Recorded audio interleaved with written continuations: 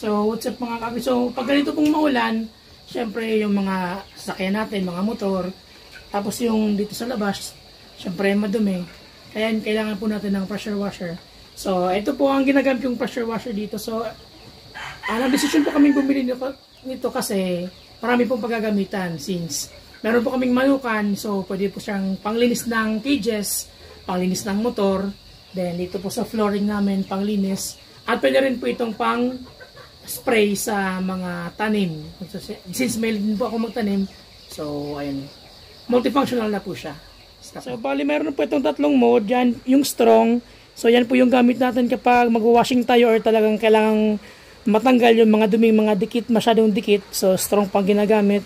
Then meron po tayong wash, kung nag-washing tayo, panglinis lang po. Then we have the eco. Yung eco naman po, para naman po sa garden spray or pang garden spray yung function niya. Ano po? So we have eco, strong, and wash. So ayun, mapakita ko po yung strong. Then dito sa aking motor, kasi madumi na po siya, lilinisan natin. So cut mo na.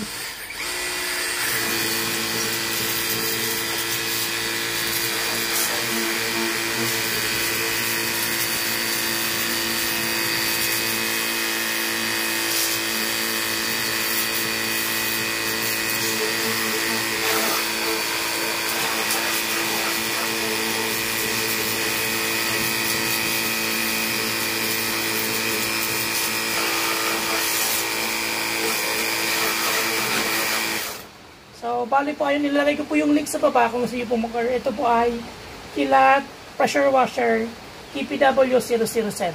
So, napakalakas po ng pressure nito. Kaya maganda po dito kasi ito ay portable. So, meron siyang battery. Kahit saan po natin gamitin, pwede. Kahit malayo, kahit walang kuryente, wala tayong sasaksakan. Okay lang po kasi rechargeable at may battery siya. Then, ayun, magdala lang po tayo ng timba o ng balde na may lamang tubig na lalagyan po nitong hose. So makakapag-spray na po tayo. Dahil nung binili ko po ito, may kasama itong mga seals. So bali tatlo po ito. So ito kanina, pinakita ko na po. Ito yung para sa natin, pressure washer, yung malakas ang pressure. Then ito, una.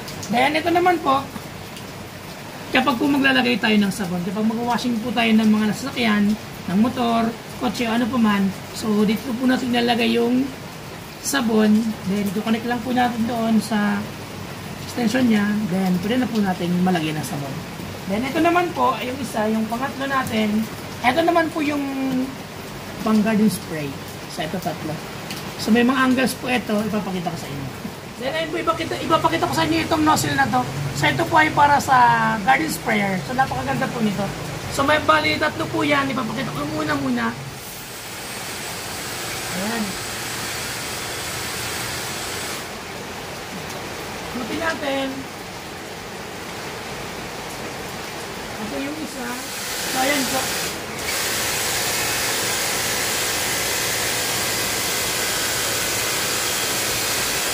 Parang misting siya. Then, the last one. So, last one po tayo ito.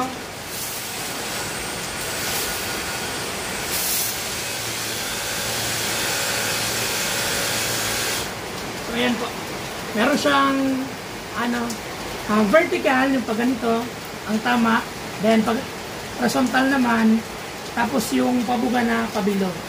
Yun po ito. So yung may sabon, huwag na muna po. Sa susunod na lang yung pinalagyan ng sabon, ipapakita ko sa inyo. So, yun lamang po, and happy farming. So, and mga kakri, huwag po natin kalimutang mag-heart, follow, share, and subscribe. Thank you for watching.